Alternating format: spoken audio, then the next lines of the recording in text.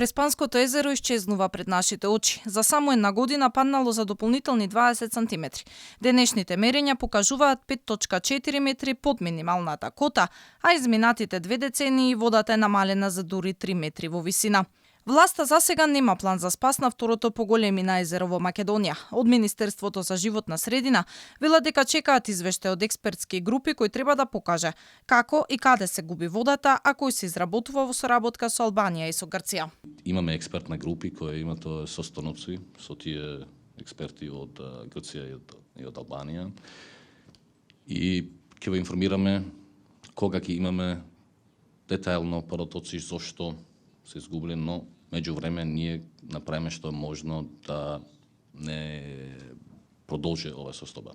Повлекувањето на водата е особено видливо од северната страна, каде езерото е и најплитко и каде брегот е поместен за над 500 метри во должина. Сите сме во знаење дека ова не е денеската состојба во Преспа, но за жал декадна ситуација каде имаме ние